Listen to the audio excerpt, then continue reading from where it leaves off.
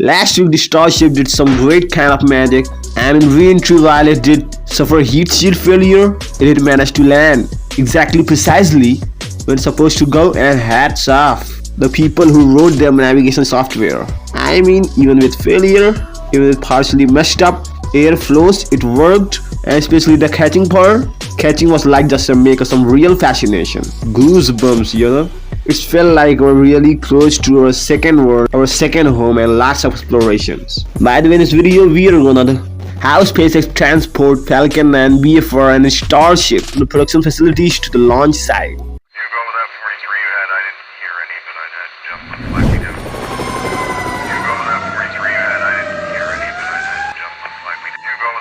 SpaceX manufactures the Falcon 9 rocket at their facility in Hawthorne, California, and majority of the rocket launched from Cape Canaveral, Florida, which 4,000 km or 2.5k miles journey is to get the launch site. And in the case of Starship also uses custom-built transporter like a Falcon 9, but this transporter is specially for Starship.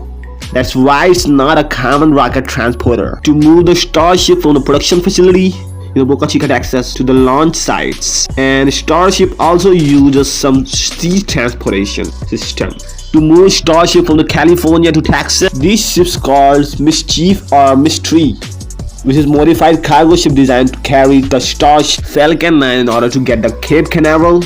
The Falcon 9 travels in the different parts of the back of the huge semicircle. Then the enormous first stage market its a long journey by road to Cape Canaveral after stopping in a McGregor to perform more static fire tests as a whole unit, and the second stage fairing, and each of the fourth landing legs are all transported to the Cape Canaveral separately by truck. SpaceX had a lot of contracts with the private hauling companies like Belbras to transport their Falcon 9 rockets using custom-built cradles fitted to a 14-wheel trailer. The Falcon 9 parts wrapped in a black fabric which protects them from any damages during the 2,500 miles drive. Once they reach the Cape, the Falcon 9 is unwrapped and checked before being handed over to SpaceX. This transporter was used to have the space shuttle, the assembly building on a vehicle which bought from NASA. On arrival at the Kennedy Space Center in Florida, Falcon 9 is moved on a special piece of apparatus known as a transporter erector and hoisted into vertical orientation ready for a final check and ultimately launch sequence.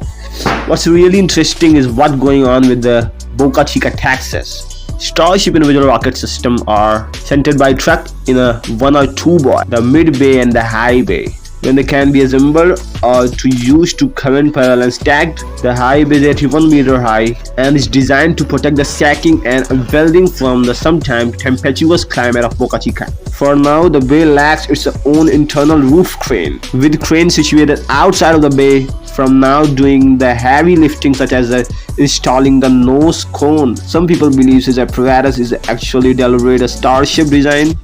Once the rocket is stacked as a higher crane known as a triangular porter is not considered flex and moving the completed Starship out of the high bay and ready for transportation to the launch pad. This is all for today, guys. Hope you enjoyed the video. If you like the video, do press subscribe button and share your thoughts about the video. This is all. Thank you. Bye bye.